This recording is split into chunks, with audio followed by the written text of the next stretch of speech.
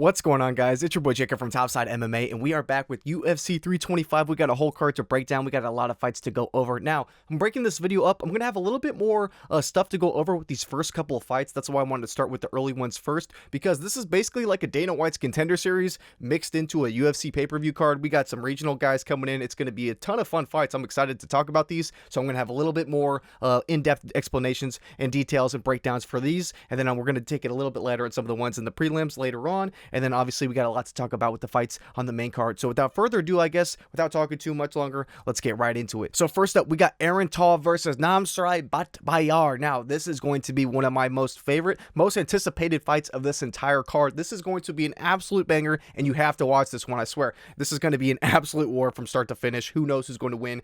Both of these guys have basically the same exact fight style. They want to break their opponents down, bully them in the cage, and they know that they're going to be tougher than their opponent. They can last longer, and they kind of play into that. You know, they don't take any precaution. They kind of make every fight a war just because they know ultimately they have more dog than their opponent. So to have the two of these type of a stylistic matchup, like between these two types of guys where it's the exact same style, it is going to be interesting to see exactly who is going to get their hand raised. Now, with Aaron Tal, we have seen him before. If you've seen him on the Dana White Contender Series, he fought a couple years ago, or 2024, against Elijah Smith, where he struggled with the wrestling. You know, Elijah Smith definitely was able to have a lot of success in that fight, landing takedowns, because the striking, you know, it was competitive back and forth. It was just the first two rounds in that spot. Elijah Smith definitely was able to win those two rounds through the grappling and the wrestling. And with Aaron Tal, we know he came back later in that fight. You know, he had a lot of success in that third round, but it was more so because Elijah Smith was tired from shooting all those damn takedowns, not really a technical sort of thing. So we've seen from Aaron Tal, we know he can go long, his cardio will hold up, and his durability is damn good. The only loss that he has on his record, as you can see,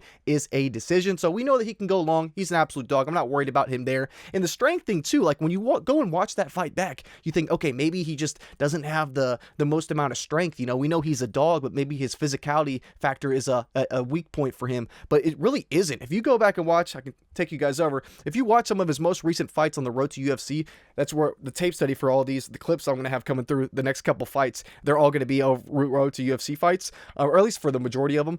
You can see in one of his fights, he quite literally picks his opponent up, walks them across the cage, and slams them on their head. I don't know if he was doing that just to be able to go into where his side of the cage was, where his cornermen were, where he can kind of hear his coaching a lot better. I don't know if that's why he did it, or if he just did it to showboat. I mean, it probably was a mixture of both. Just goes to show how crazy Aaron Tal is. I mean, he doesn't care, and he kind of gets a little bit reckless in the sense of he does shit that he doesn't really need to, almost like a Gene Silva sometimes, where he gets a little bit ahead of himself. Aaron Tal definitely does that because because he can, you know what I mean? He has that durability. He can go long. He's not worried about losing the kind of a mental battle to his opponent. So he kind of does stuff like this throughout his fights. But that one fight, his most recent fight against Szalay, as you can see, or in the decision when he won on the road to the UFC, we saw that he really had the strength going for him. And we know that he's cut down as well too. At one point, he was fighting at 135. I believe it was early on in his career. He was bantamweight there, and I believe he fought Elijah Smith Dana White Contender Series, as you can see too. Where's it? Bantamweight, so 135 pounds there as well. It was the road to UFC tournament that he's now fighting in, that now he's dropping back down finally to where he's at flyweight now, 125. Obviously that was the tournament, and you can see right here at flyweight, obviously, yeah, the finals for this tournament. So it goes to show, you know, maybe the weight class down, maybe he's not worried about the strength difference at this flyweight weight class. Maybe it's a better suit for him, and maybe he's going to be a lot better than we've seen, because like I said, he's dropped from bantamweight to flyweight within the last two fights. This is all we've seen from him. One was a very dominant finish early on. One was a pretty dominant decision as well too. So the one thing I will say though is about this Rio Tirto fight. He was a huge favorite. This kid seemed like he had no idea, not like no idea what he was doing, but he did not really deserve to be there. And he was a huge favorite. It was what was it, minus 550 favorite in the spot. He just walks this kid down, absolutely starches him. So it doesn't really tell you a whole lot, except he definitely has some power in his punches. So I guess that does it for Aaron Tal. We know he's crazy. He kind of has like the Keiichiro France vibe. I don't know the whole tribe the tribe lore behind all that stuff and all the history and behind that. But you can see from his picture here, and I'll have a clip going where he does the damn tongue thing like Keiichiro France. It is pretty crazy. But you think that's crazy, you gotta watch Namsrai Batbayar. I mean, this guy is equally as intense, equally as crazy. This guy is an absolute beast out there. I mean, he goes out there and goes to war. He can do it all. You know, he can strike, he can grapple. That's why both guys are evenly matched here, and I honestly agree with the odds, because these guys can both do it all. You know, it doesn't seem seem like they're real technicians in any one specific area. It just seems like they're good everywhere. They can hang everywhere. They hit hard. They're durable.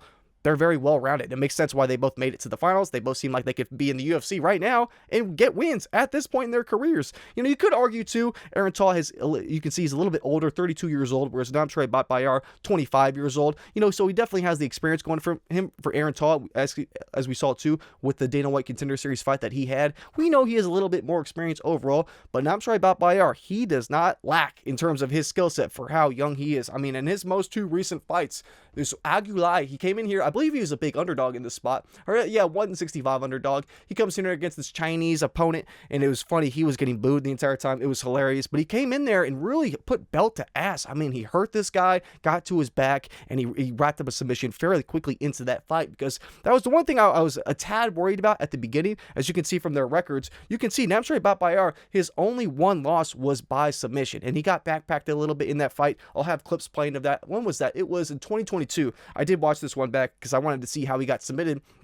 And it was a bit, I don't want to say unlucky in this spot. It was just more so he got his back taken and in the second round, but he dominated in the very first round. It was kind of like he dominated in the first round in the grappling, but then the second round, the tables completely turned and he got his back taken and it was over from there. Basically, they put each other in the same exact positions. So I'm not really too worried about that, especially considering he's 25 years old and that was years ago. And what was it, 2022? So he's going to get better and better as time progresses. So this is a hard one to pick overall. You know, I'm going to be talking about this throughout the next couple fights in terms of the home cooking that we're going to have to potentially deal with this being in Australia. You know, we have Aaron Tall here. He is from New Zealand. He is going to have that home court advantage.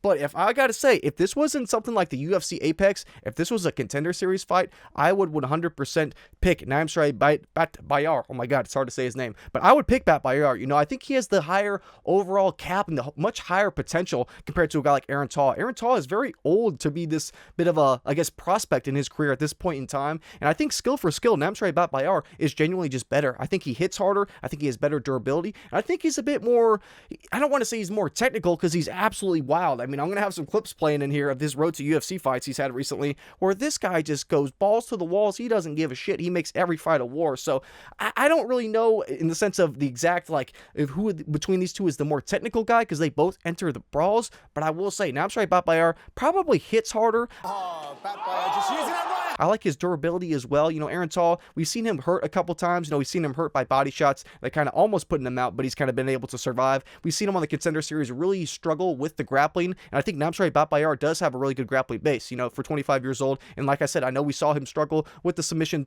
defense in the past, but I really think in his recent fights, he's kind of started to put it all together, and he's like damn well, and he's impressed me quite a bit more. So we've had a little bit time off between these two guys too. The road to UFC fights, August of 2025 for two of them. If we're coming into this expecting both guys to have made improvements, I have to assume Namsrai Batbayar has made more improvements, and at least more exponentially so, compared to a guy like Aaron Tall, you know, who's been on the, I don't want to say the late stage of his career, but a 32-year-old flyweight, you know, kind of making their second run. It's kind of now or never type of thing for him, whereas Namsrai Batbayar, I think, is genuinely a pretty special talent, and he's going to probably have a much higher career, like, ceiling, I guess, in terms of how they're going to go. So, like I said, I do worry about the home cooking here, but I do think Namsrai Batbayar should be the slightly step ahead here, maybe slightly better, maybe he has a bit more power, he can last a little bit longer. So it's a bit of a toss-up, you know, not a super confident pick, but I will say I'll go with Namsrai Batbayar ever so slightly. But anyway, next up, we got Sulangrangbo versus Lawrence Lui. Now, this is an interesting one too, because on one hand,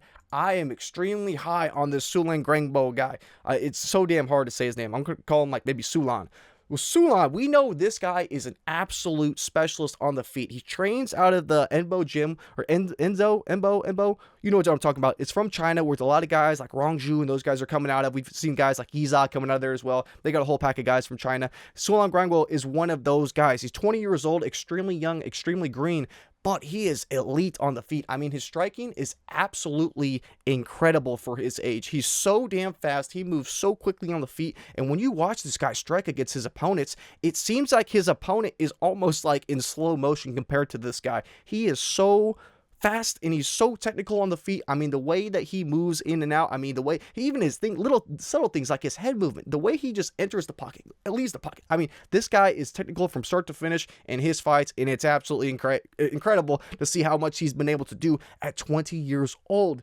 And it's kind of like a stylistic clash here in the sense of he's very fast, but he's not very big and strong. You know, he's very nimble and quick, almost like a Sean O'Malley in the sense, not very strong, but just tall, lengthy, even though he has a severe reach disadvantage in this spot, but more so that's kind of how he fights. You know, he has this in and out striking style where he's going to be quicker than you. He can get in and get out before you can even touch him. That's kind of how he fights. Whereas Lawrence Lui, on the other hand, is a bit of the opposite. You know, he's almost like, if you combine, it kind of reminds me of like a Navajo Sterling, you know what I mean, in the sense of he's kind of a big marauder and a brawler, and he's very strong and big, but he's not as fast. You know, he definitely is going to be at a severe speed disadvantage in this spot. It won't even be close. The thing though, he is a strong ass guy. I mean, he's absolutely huge. You can look at the guns on him, look at the muscles on him. When you see this guy fight, the way that he's able to kind of just push the pressure on his opponents is extremely impressive.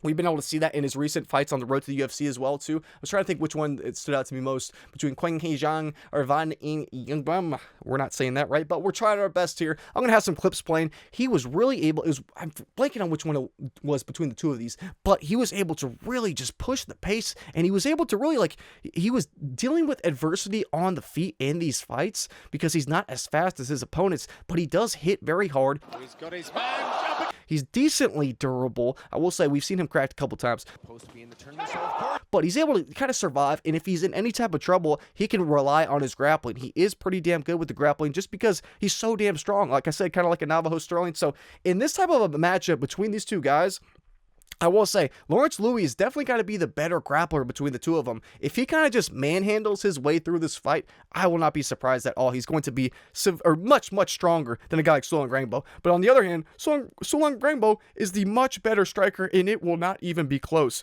And between the durability on the two of these guys, you know, we've seen Lawrence Lui hurt way more often than Sulangrangbo. I mean, in terms of the durability or the chins between these two, Sulangrangbo, he hits pretty damn hard, and he could definitely put the lights out on Lawrence Lui if he hits him with the right shot.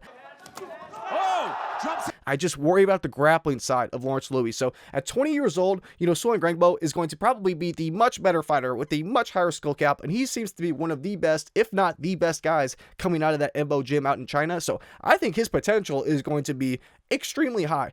But the one thing I worry about, like I said, is the physicality. So Sulangrangbo, if he can keep it on the feet from striking distance, he will mop the floor with Lawrence Lui. It won't even be close. He might even knock his ass out in this spot. But if Lawrence Lui comes in here with a really high grappling, heavy game plan like that, where he's really just pushing the pace against the cage with the clinch, then I can see him having a lot of success. Because that's the last thing I'll say. For Lawrence Lui, he has really good cardio too. We've seen him be able to push a pace for multiple rounds. He seems to not really slow down all that much. You look at this guy in between fights or in between rounds, and he's standing up completely, doesn't seem gassed or tired at all. So I know if he comes into this with a really smart approach with the grappling, he could push that pace for 3 full rounds with no problem whatsoever. So it's a tough one to pick. You know, I do have to pick Sulangrangbo here. I think he's just the better fighter, way better on the feet, a lot more dangerous, has a lot more finishing upside, unless Lawrence Lui might try and submit him. It'll be hard to see there. But yeah, I really think he's the better skill cap. It's just a matter of if Lawrence Lui is going to come in here with the grappling game plan. He's in Australia. He's the New Zealand guy. He might have a little bit of home cooking going his way if he's just racking up control minutes, not really doing a whole lot with them. I wouldn't be mind blown if I saw a decision go his way, but my pick's going to be Sulangrangbo. I just think he has more upside in this fight. But anyway, next up, we got Keiichiro Nakamura versus Sebastian Szalay. Now, this is a kind of a tricky fight too, because this is not like the previous one. This is striker versus striker. Both of these guys are very accurate and they're very quick on the feet. Now, Keiichiro Nakamura, it's so funny in his fights. You watch him back, I'll have some clips playing. He literally looks like a Conor McGregor, and they talk about it in his fights. And then when I first kind of heard them talking about it, some of the commentators, I was like, what are you talking about? This guy is like, obviously does not look like Conor McGregor, but if you watch some of his recent fights, these road to UFC fights, you watch his style, the way he is in and out, the way he's nimble. I mean, even his mannerisms, he is like totally adapted Conor McGregor. I mean, he is like the nerdy Japanese Conor McGregor, and I love it. I think it's awesome. I think it's great. And I will say, you know, I like Nakamura a lot in this spot because he has the power upside. He hits way harder than Sebastian Szalay, if I'm saying that right. Probably not. There's something in my notes I wanted to talk about for Sebastian Szalay, though. He has some type of karate upside. He's a very high level, high respected striker on the feet. It was a karate background too. Sorry, I'm trying to find it. He's a 10-time international karate champion, and he was the eternal MMA champion over in Australia. So he has a really strong base and a solid base in terms of his technical abilities. We know he's very good with that karate base. He's a good striker on the feet. The thing is, though, he doesn't have much power. You watch this guy, even you look at his damn record, he has 2 knockouts and 7 decision wins. Now, he's in Australia. He's the Australian fighter. If this is extremely close, that's probably going to help him more than it would hurt him. But if anyone's going to be knocking the other out, you got to imagine Nakamura is hitting. He's going to be the one doing that because he hits a lot harder. I mean, you watch this guy's fights. He hurts almost all of his opponents. I mean, it's crazy how much power this guy has because he does not look like it. I mean, you look at his build. He does not look like he packs a punch, but my God, he does pack a punch. The one fight, because I was really kind of excited to see a time where he did not finish his opponent, because you can see from the record right here, 6 knockout wins, 1 decision win. That 1 decision win was extremely recent. It was against Keiichiro Lee, road to UFC, August 22nd, 2025. You can see from this one, I'll have some clips playing in this one as well. You can see he almost gets a little bit frustrated. You know, it kind of reminded me of Gene Silva versus Diego Lopes, when Gene Silva was just wailing on Diego Lopes. And he was hitting him with all of his best shots, and Diego Lopes was just eating them on the chin like it was candy. It kind of pissed Gene Silva off, and it kind of made him crash out, and it ended up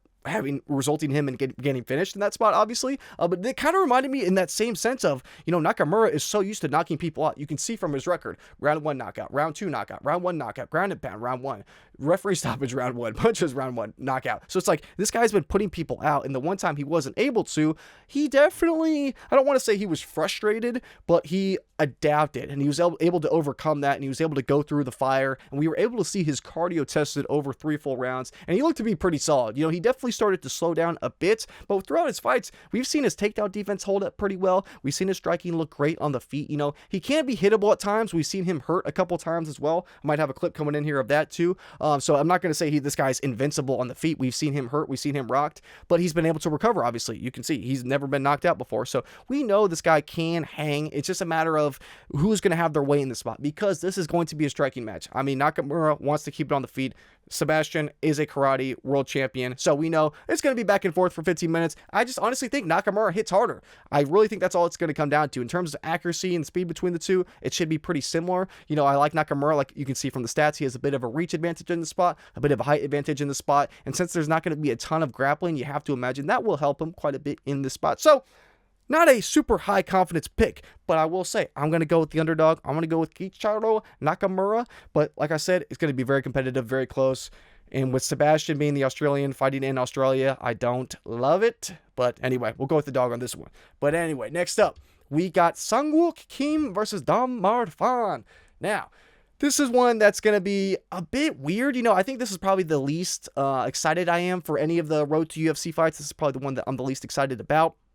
But I will say, it should be a decent fight. You know, Namsrai Fan being a big favorite in the spot doesn't make a ton of sense to me. I was actually thinking about picking Sangwook Kim in the spot. You know, Sangwook Kim has a lot more experience. He's been fighting for longer. He's a former Korean, I believe, Korean Navy SEAL, which is kind of cool. They have like the same division out in Korea for Navy SEALs, and they train with the U.S. Navy SEALs. It's pretty cool. Former Korean Navy SEAL, and you know, it kind of shows in his fights. He's extremely strong, and he's extremely controlling in the sense of he goes out there and he just manhandles people. I mean, if he's not having the advantage on the feet, he'll take it to the ground, he'll grapple with people, but he's not afraid to strike. Kind of the same with Namsrai Fan. You know, these guys both are, I don't want to say specialists, but you know, it's not like they're particularly great anywhere, but they're not weak anywhere. They just kind of are doing the well-rounded job of being a fighter, I guess. You know, it's hard to describe in this one. But, you know, it's really going to come down to, I feel like it's going to be a lot of grappling. Both these guys, you watch their fights, they're getting a lot of reversals. I'll have some clips playing of their fights. So I think it could go either guy's way. Like I talked about, the home cooking,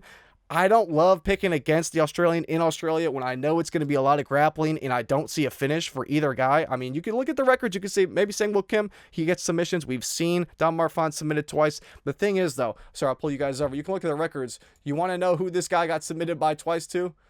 Take a look. Salkilld choked his ass out twice. So if anyone to get submitted by, that's not a terrible look. He got submitted on the regional scene in Australia by Salkilld twice. So it's not like he has a terrible submission defense. And the kid's 25 years old. He got submitted by a UFC fighter years ago. I'm not really going to hold that against Namsrai Fan. I do think Sangwook Kim does have a good submission game.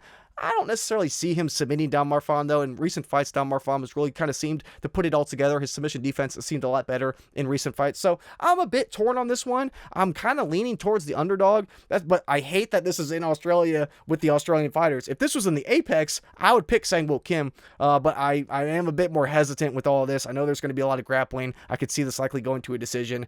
I'm not dying to pick against them our fan in this spot, but I will say I'm going to do a little bit more tape study on this one as well. But for now, I guess my initial lean is going to be for Sangwook Kim, but not a super high confidence pick. I'd say it's a very, very low confidence pick. But anyway, next up, we got Kaan Ofli versus Yizha. Now, this is one, too, where I don't quite get the odds because both of these guys, they haven't proven a whole lot. Now, we look at their UFC records, the guys that they have fought in the UFC. Yizha is only winning against Weston Wilson, and then Kaan Ofli is only winning against Ricardo Ramos in Brazil. And that was a bit of a weird one, too. I'll take you guys over. In this fight against Ricardo Ramos, we saw that the ref kind of gave Ricardo Ramos a lob. He was committing some type of foul. I forget what it was, but it was in the grappling, and the ref let it slide. And literally 30 seconds later, Kaan Ofli used that against him. The advantage he had got that the ref ignored because he was the Brazilian fighting in Brazil, it reversed and it completely turned on him, and he turned the tables and wrapped up a submission. That was a weird fight. So that's the only win we've seen from him. But to both of these guys' defense, they're not losing to tin cans. We've seen when they struggle against UFC level caliber, they're not doing terribly. I mean, we saw Kaan Ofli. I'll have the clip in here at some point of him getting knocked out, and that was not a good look. It was Myron Santos in, 2024. He got put out cold. I mean, he folded like a lawn chair. It was not a good look. But Myron Santos has come on and looked pretty damn good in the UFC, so that loss has aged pretty well. Same with Muhammad Naimov. I'm not a huge Muhammad Naimov guy, but we saw what he just did in his last fight, so he's been on a good tear. That's a pretty decently aged loss as well. And same with Yizha. Gabriel Santos, absolute killer. Gabriel Santos hit Yizha with this absolute nuke of a front kick to the chin. Back with round 2 after this. That put him out. It was like Michael Chandler versus Tony Ferguson.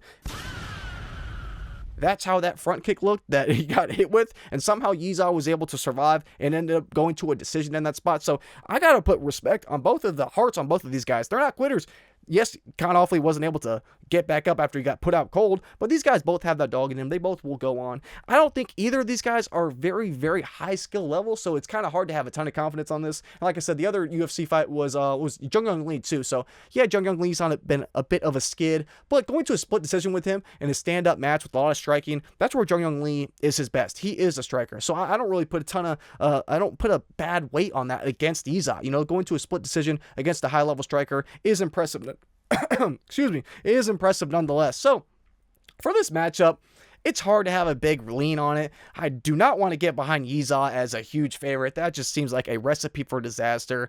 But at the same time, how is Kaan Ofli going to win? I don't see him submitting Yizha. You look at Yizha's record, he's 14-1 to a submission. Kaan Ofli is probably not going to submit his ass. And you look at, power for power, these guys aren't exactly power punchers. You can see from Yizha, 26 wins, only 6 knockouts, one of those being Weston Wilson. And then you look at Kaan Ofli, 13 pro wins, 2 knockouts. So this probably has decision written all over it. These guys both like to grapple. There's probably going to be a lot of grappling. It's probably going to go back and forth. The thing that's going to lead me towards Yizha is that he's just a bigger guy. Let's say the grappling between these two cancels out and they're forced to strike on the feet back and forth. You look at Yizha, he has a big-ass reach advantage. We'll take a 5-inch reach advantage for two guys that aren't exactly world beaters.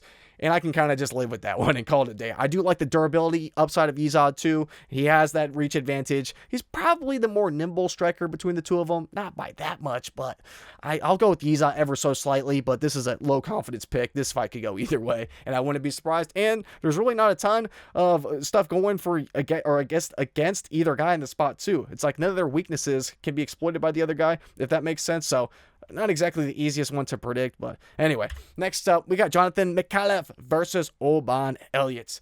This is one that I feel like I'm going with a ton of underdogs this week, but I'm kind of leaning Oban Elliott in this spot. Now, if you watch Jonathan Micallef in his fights, he is I don't want to say great striker. He's an all right striker. He relies on his leg kicks quite a bit. In terms of the boxing, he's a bit hittable on the feet. We've seen him cracked. We've seen him knocked. Not like terribly. Or actually, we've only seen that one time. But in the UFC, more so, I was thinking in his fight against Kevin Josette, we saw he definitely had a lot of moments, but I feel like he was relying on those big ass kicks where he just launches them out. I mean, you could see him coming from a mile away, even though they are pretty quick. It's not necessarily, I'm not saying that he has slow kicks or anything like that. It's just more so he relies on it and he keeps using it almost like spamming an Xbox controller. So against a high level striker like Oban Elliott, he's going to know they're coming. You know, he's going to know that they're on their way, especially the southpaw versus orthodox matchup. We're going to know with Jonathan Micallef, we know when he's going to be throwing these leg kicks, it's going to open him up to being countered in his spots.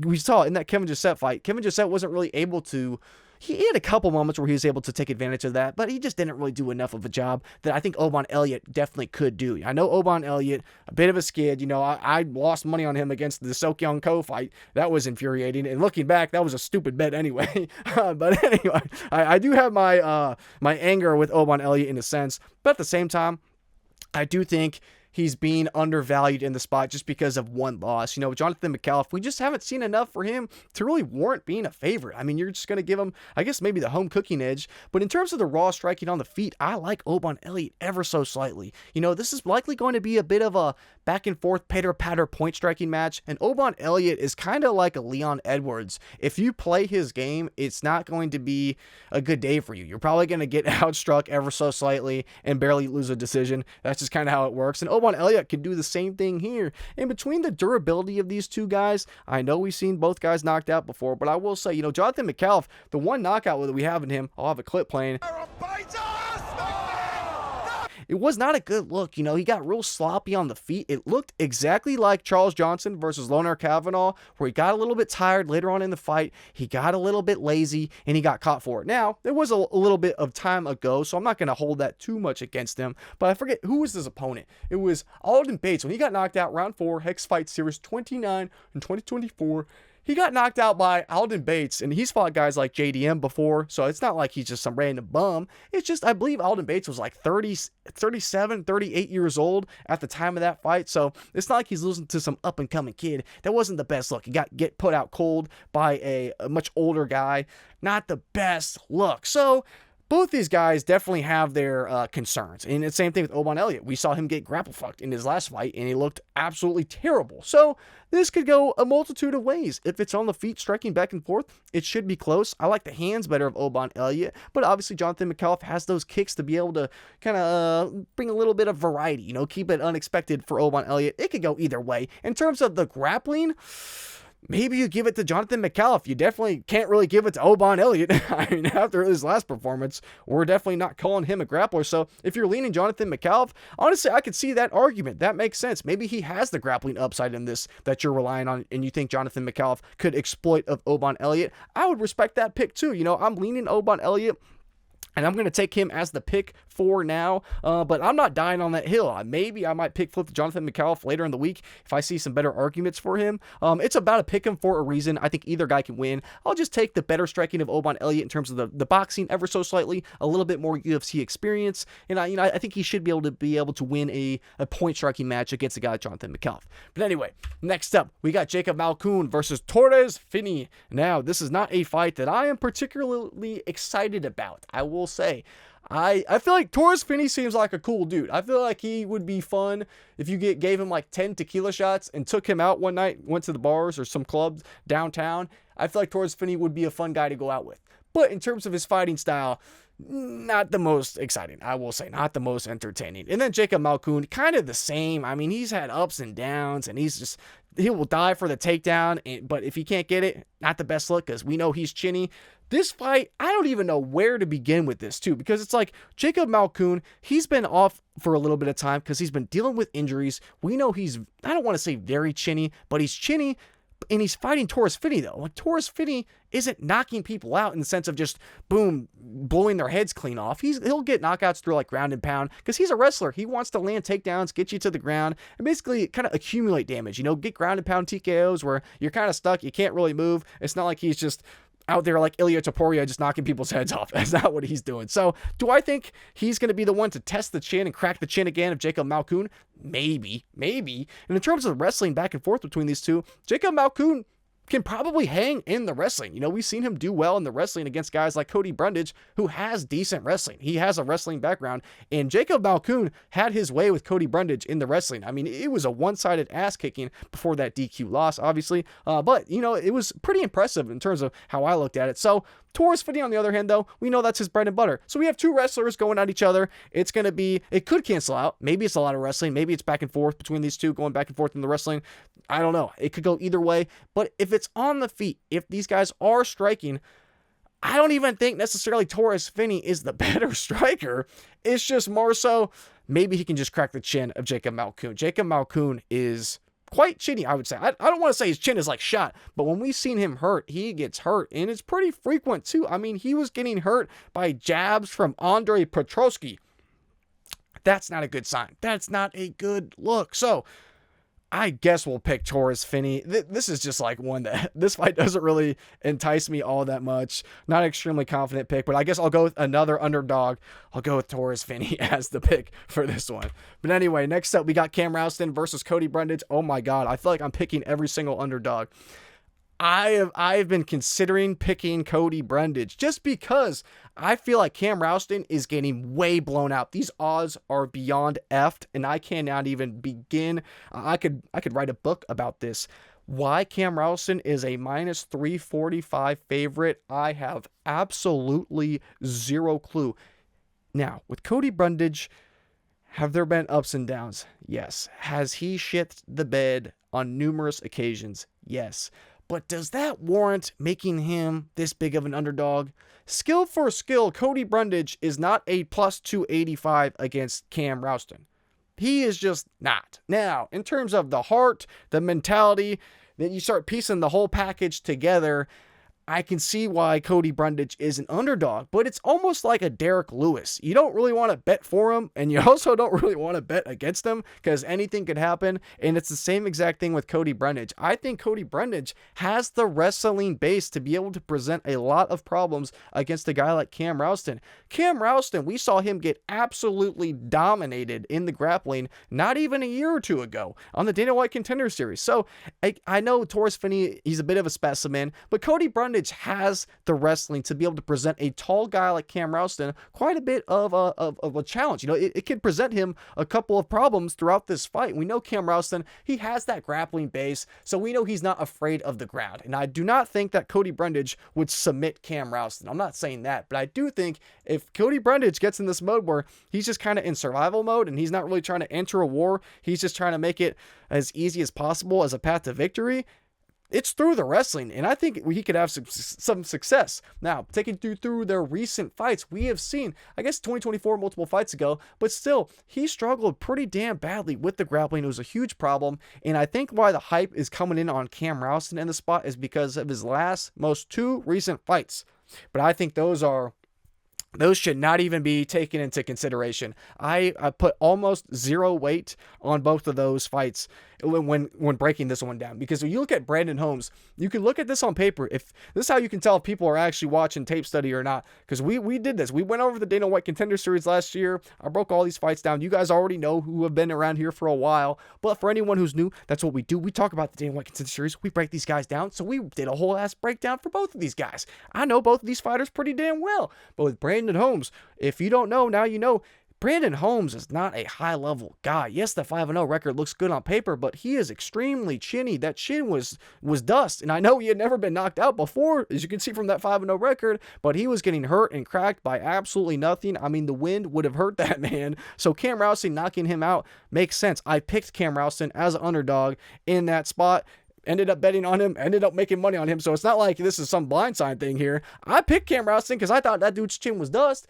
Andre Petroski. Now, this fight, I was not expecting this to go out there and look like the way that it did, but you look at Andre Petroski and you think, wait, his chin is absolute shit as well. We saw him knock himself out shooting a takedown against Jacob Malkoun. First man in UFC history to knock himself out shooting a takedown. So I do not put any weight behind these two wins because Cam Rowston is not a power puncher guy who's just knocking people out. these two most recent wins are extremely deceiving because both these guys just have glass chins. And Cody Brundage would honestly, he could knock either of them out pretty damn easily as well too. So I really don't put any weight on those two fights, I gotta admit. So when people are kind of analyzing this breakdown between these two guys, I look at Cody Brundage in his last two fights. When he fought Eric Micallef, I thought this was really a bad call. Maybe I was biased. I did have money on Cody Brundage in that spot. I thought that was a pretty clear Cody Brundage win. So I was very disappointed in that call. I thought that was a pretty shitty decision.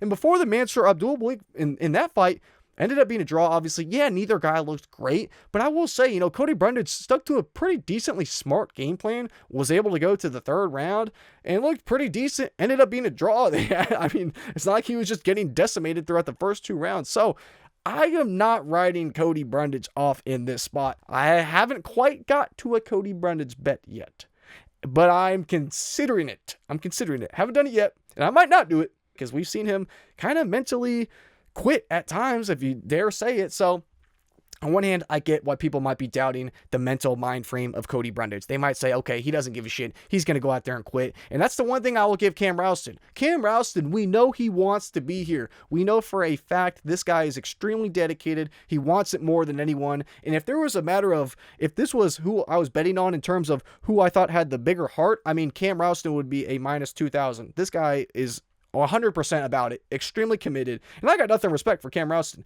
I just think he hasn't proven it quite yet. I think everyone's writing off Cody Brundage when I think he's extremely live in the spot, and he definitely could pull off the upset. But anyway, I guess I am torn. If this was in the Apex, I'd probably pick Brundage. I guess maybe I'll pick Rowston. I don't know. I know if I pick Brundage, he's going to go out there and quit in the first round. And if I pick Rowston, he's going to go out there and put on the most absolute masterclass performance, wrestle for 15 minutes, and dominate Cam Rowston to a 30-27.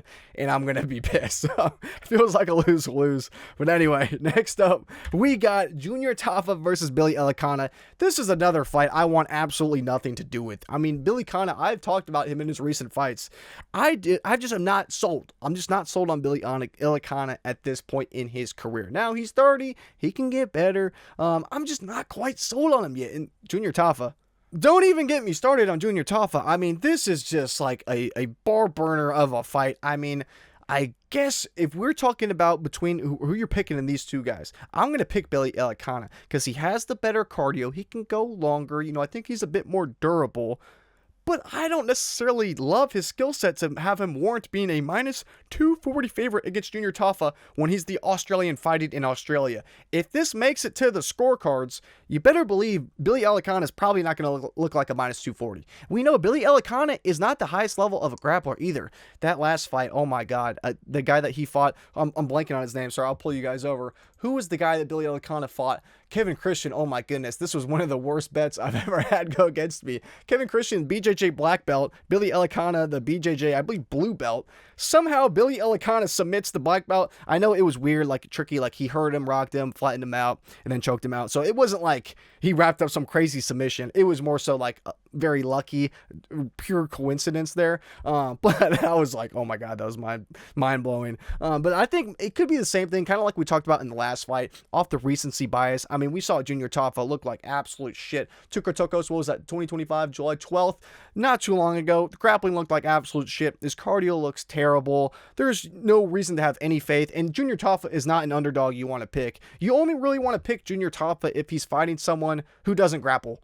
Billy Elekana, he's not really a grappler. This isn't the worst matchup for him. It's not like a Tukar-Tokos who really has that wrestling base. I believe he's like a Greco-Roman wrestler, but he doesn't have that level of wrestling. Billy Elekana does not have that. He might present the challenge, like he might go for it in the spot because he knows that's such a weakness of Junior Tafa.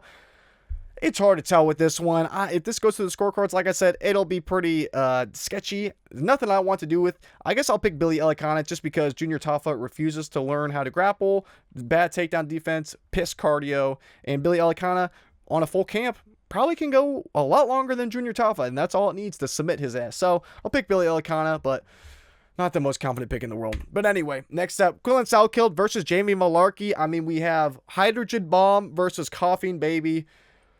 Why are they doing Australian on Australian crime? I mean, this seems like this seems silly because Jamie Mullarkey is going to die, most likely. I mean, I can't see a reality where Quillan Salkilld doesn't knock his head clean off within the first round and a half.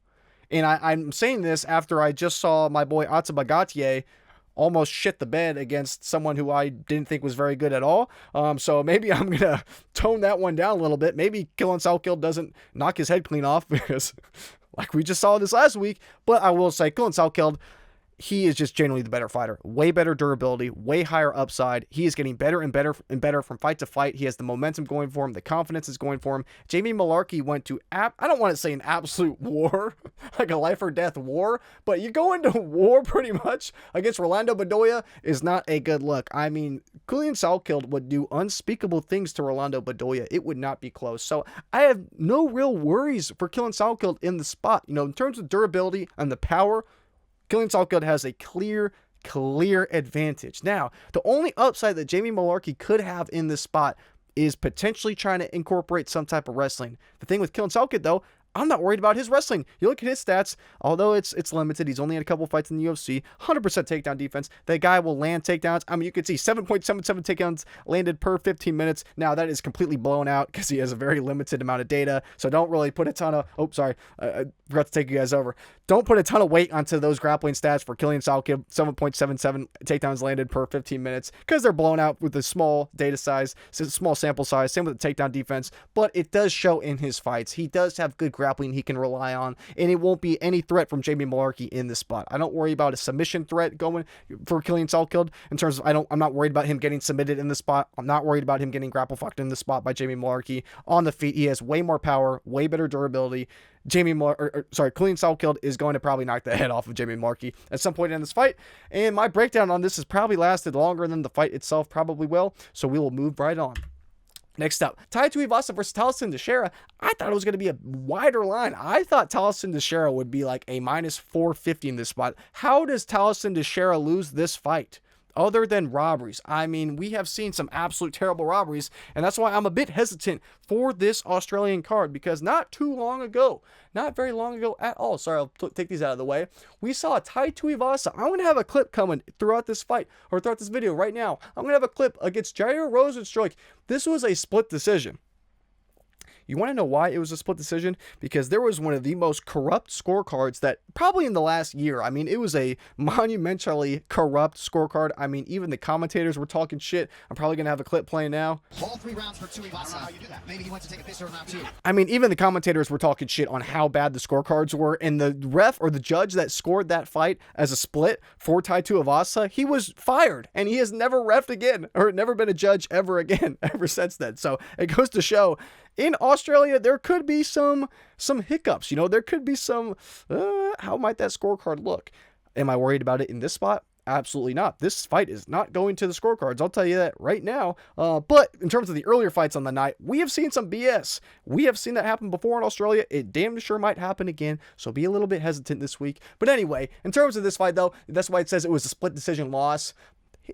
Tai Tuivasa got tripled up on significant strikes. It was like 90-something strikes for Jair Rozenstruik to 30-something for Tai Tuivasa. And it just goes to show, against a high-level striker who has a good chin, Tai Tuivasa is royally effed, and that is exactly the type of fight that he has gotten himself into against Tailson Teixeira. Now, in the last fight of Tailson Teixeira, he got knocked out by Derek Lewis. You already know, we picked Derek Lewis. We bet on Derek Lewis, made money on Derek Lewis in that spot. So I am by no means a Tailson Teixeira diehard or just bandwagoner. I think that, I picked Derek Lewis in that spot, obviously, but I think this should be not a walk in the park, but I think Tailson Teixeira should dog walk Tai Tuivasa. I don't think it'll be close. I think Tailson Teixeira is going to really beat the shit out of him, and it's a matter of when he knocks his ass out. Because, I mean, I will say, yes, he got knocked out in that Derek Lewis fight, but watching that one back, it really was arguably an early stoppage. It was just Tailson was stupid and he grabbed the fence. So I'm not even mad about the stoppage, because if he grabbed the fence and it would have prevented him getting finished, then it got called by Herzog.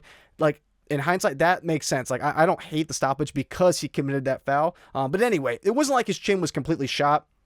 And I think in this fight, that's the only way Tai Tuivasa wins. Tai Tuivasa, knockout or bust, but I just don't see that happening. We've seen him knocked out multiple times before. Now, you could argue, devil's advocate, you could argue maybe Tai Tuivasa, he's fought the much higher level of competition. We saw the second Tyson Teixeira took that step up in competition. We saw him get his ass knocked out. And I would agree with that. However, you look at these losses, some of them are just worse than others. I mean, yeah, I'm not going to blame him for Ciryl Gane. In that spot, he hurt Ciryl Gane. He almost knocked out Ciryl Gane, but he put the pause on Ciryl Gane. I've talked about that when I was breaking down Tom Aspinall versus Ciryl Gane. So I'm not going to say that Tai Tuivasa is just absolute buns. He's just not the best. And he's had a lot of moments of success, and it wouldn't blow my mind if he had a similar moment of success in this spot. But then there's other times. I mean, Pavlovich getting knocked out in a minute, not the best look, but at the same time, Pavlovich is a specimen. But it's just mainly this most recent fight. We're going off of his most recent fights, how he's looking in recent form. This was a god-awful look. And Rozenstruik is slept on for sure, don't get me wrong. You know, I think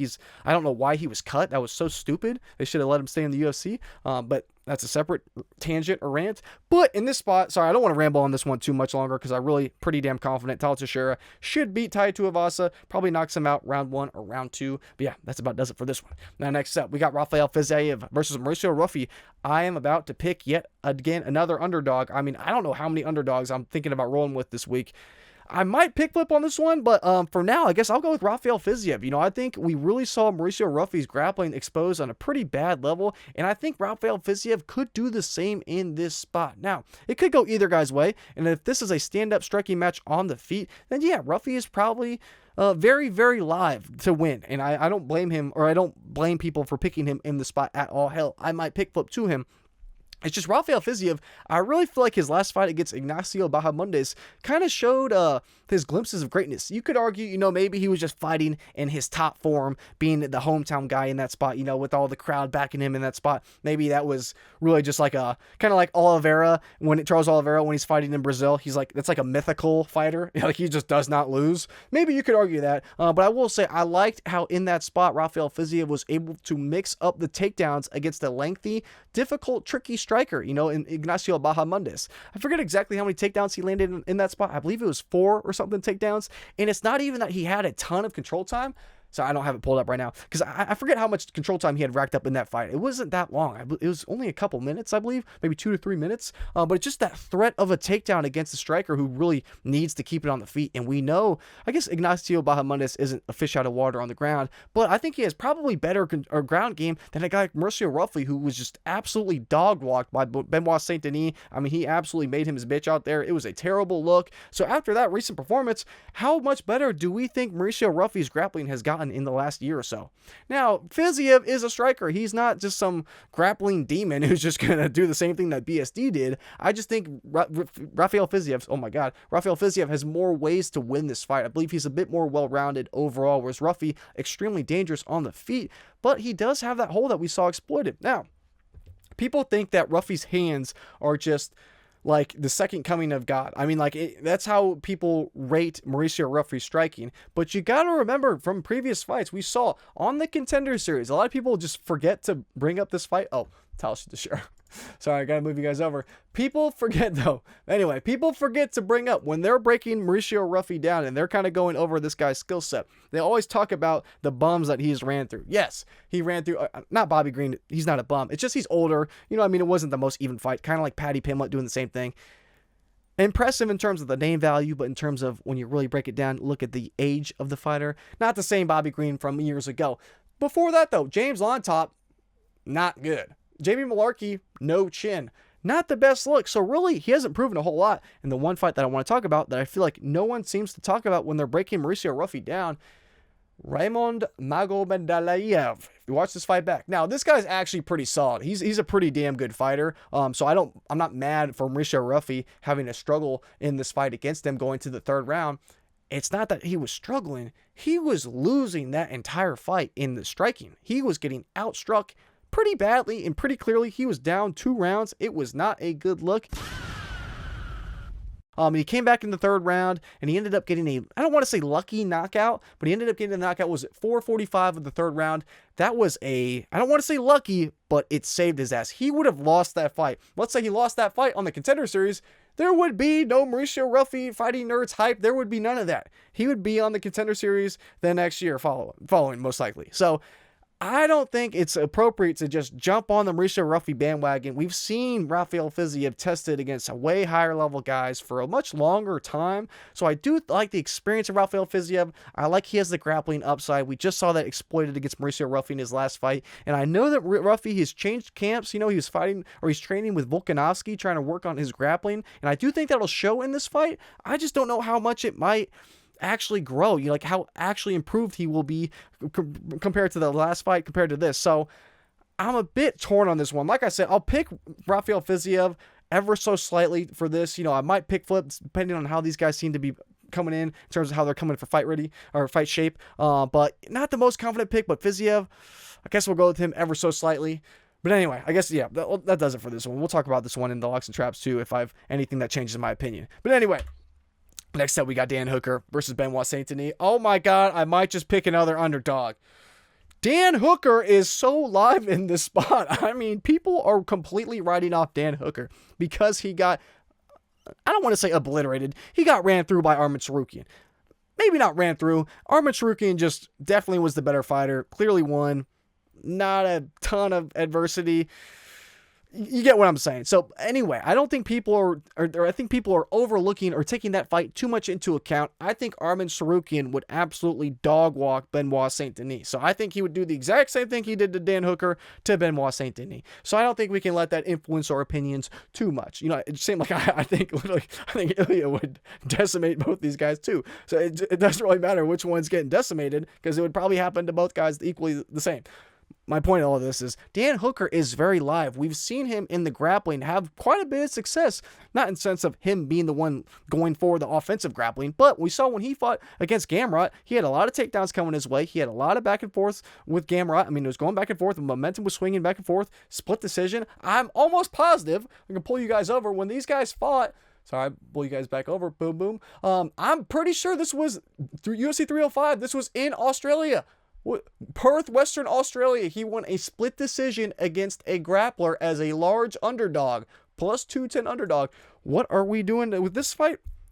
Oh my God, we're going against a grappler in Australia as a plus 2 something underdog.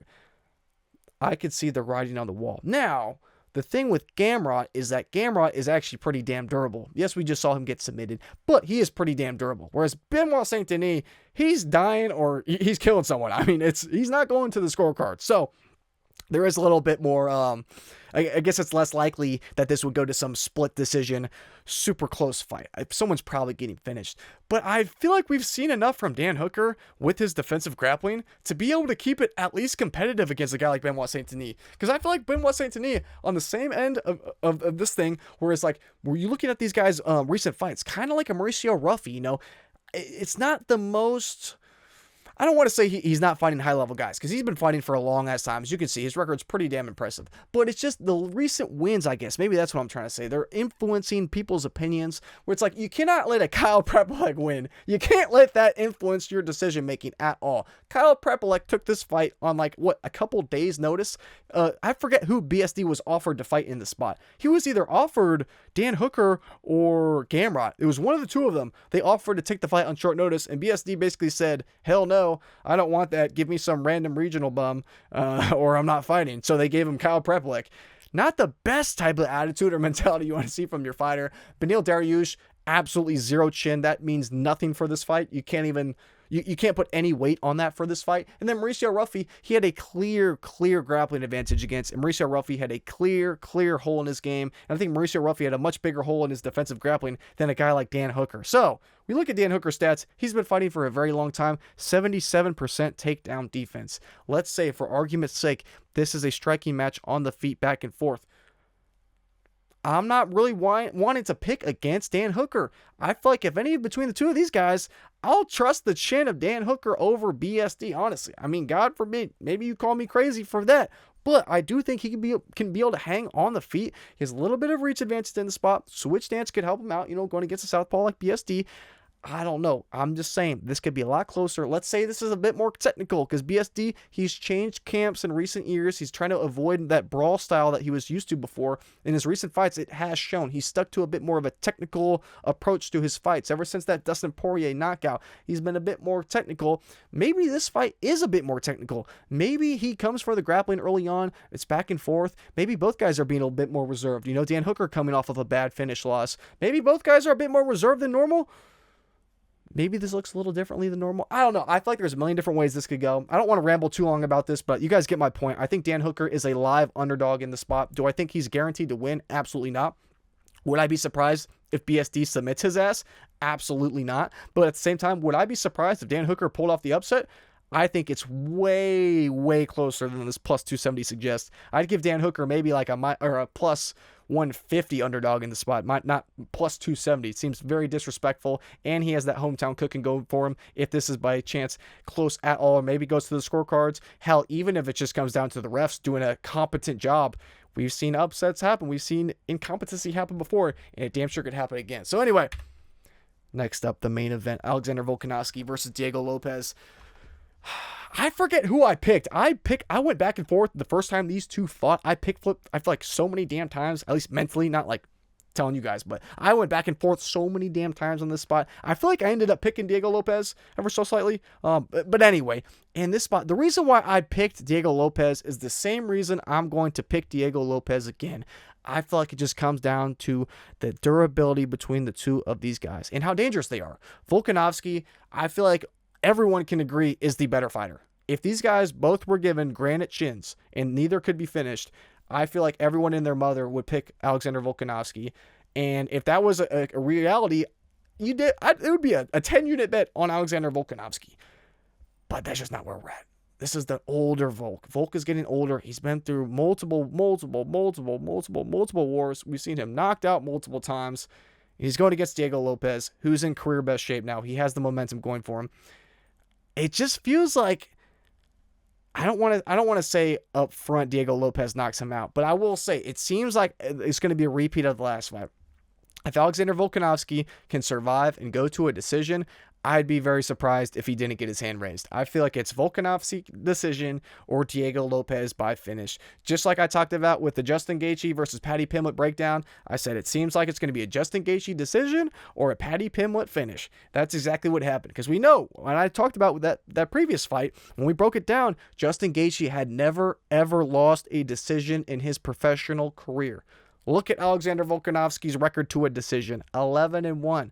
Look at Diego Lopes' record, 4-5. It goes to show there's a difference in skill here. Even Volk, being 37 years old, he's the more skilled guy between the two of them, and I don't think that's changed within the last, year or so between these two fighting. So I think Volkanovski is going to be the better fighter. It's just a matter of if his chin can hold up. And the reason why I'm picking Diego Lopes in the spot again is because now I think Diego Lopes is ready for this. If you watch their first fight back, Diego Lopes is very timid. He's gun shy because he doesn't want to gas out. The cardio has been a concern for Diego Lopes in the past. He's been worried about it. He didn't want to gas out. You could see in that fight, he was really kind of taking his time, and he was not trying to overexert himself, and he was just resulting in this point striking back and forth match against Alexander Volkanovski, one of the greatest of all time. So yeah, he lost pretty damn clearly because he never really went after it. He never took chances. He never took risks. He even said too, he said like, he was a bit more confident then, like he had a little bit of ego going on for him.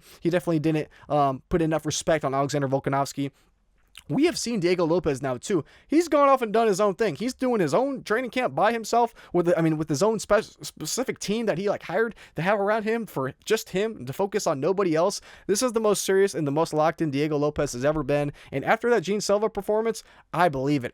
He absolutely impressed me in that spot. He looked way better than I thought he would. Stuck to an extremely smart game plan, and he did not back down. He was not afraid of gassing out in that spot. The first round, he's throwing 1,000,000 ground and pound strikes within the first round. He's fixed that cardio hold that was a huge concern in this last fight against Volk. So if he's fixed that cardio, now he knows he can hurt people too. He knows he has a granite chin now too. He ate every single bomb that Gene Silva had coming his way, ate it on the chin like it was candy, and kept going about his day like nothing happened. And you know who doesn't hit as hard as Gene Silva? Volk. Volk ain't exactly a huge power puncher. Yeah, he can hurt dudes. You know, he's so damn technical that if he hits you with the right spot, at the right shot, he's going to hurt you, but he's not some crazy power puncher just walking dudes down and just knocking everyone out. That's not him. He doesn't hit as hard as Gene Silva. So Diego Lopes is going into this going, okay, I don't have to worry about as much power like I did against Gene Silva. I know my cardio is better. I know I'm more durable than Alexander Volkanovski, because even against Gene Silva, you know, we all knew he's extremely durable. So Gene Silva is more durable than Alexander Volkanovski. So now Diego Lopes, so he has the cardio he doesn't have to worry about. The power doesn't have to really worry about compared to a guy like Gene Silva. He knows he's more durable, and he knows if I just push the pace, I can finish this guy. Just how he finished Gene Silva, he has that momentum now. He has that confidence going for him. He knows he can finish Alexander Volkanovski because we've seen it happen before. We've seen it happen. I know there's little asterisks about certain fights. I get it. But we've seen him finish before, and I think Diego Lopes could do the exact same thing because he knows he went through 5 rounds against Volk. He knows he's not the more technical guy. He's not going to be able to win a technical point striking match. It's just not going to happen. He's going to have to put belt to ass, push a high pace, and I think if he makes this fight ugly, I think he's going to finish Alexander Volkanovski. And if not, though, if somehow Volk is able to survive, I'd be surprised if he were to lose. I feel like Volkanovski is the much more technical guy, especially on the feet. You know, we know Diego Lopes has the really good grappling, so I'm not worried about the grappling side of Diego Lopes, obviously. We don't think, or at least I don't think at all, that Diego Lopes would get submitted by Alexander Volkanovski. I don't think anyone is going to see that coming, and I don't think anyone believes that would ever happen. So it's just a matter of how is this on the feet between the two of them. It really just have to worry about the striking. That's all Diego Lopes has to worry about in this spot. Diego Lopes, if his cardio is fixed, if it's better, if he's more comfortable now, he can push a little bit higher of a pace. He can go for a little bit more grappling in the sense of shooting for more takedowns, trying to take it to the mat more often. I don't really see how I don't want to say I don't see how he loses this fight, because if he doesn't finish Volkanovski, he probably is going to lose. But I don't see why he would not be a lot more aggressive in this spot. I don't see why he wouldn't push a high pace. And for those reasons, I feel like at some point, if he makes it aggressive, he's probably going to hurt Volkanovski. And at 37 years old, Volkanovski is going to get worse from fight to fight. We know this. The older he gets, especially at such a low weight class, he's not going to be improving at this point in his career. It's only going to be a decline from here.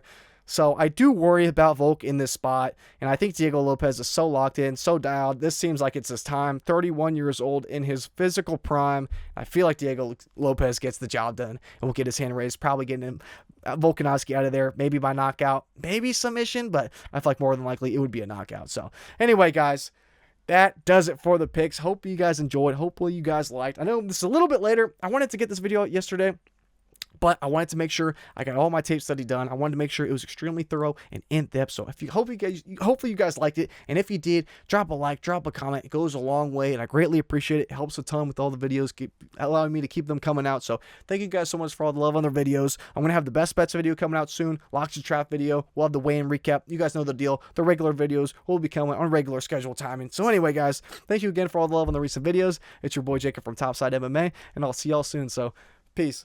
You crazy mother.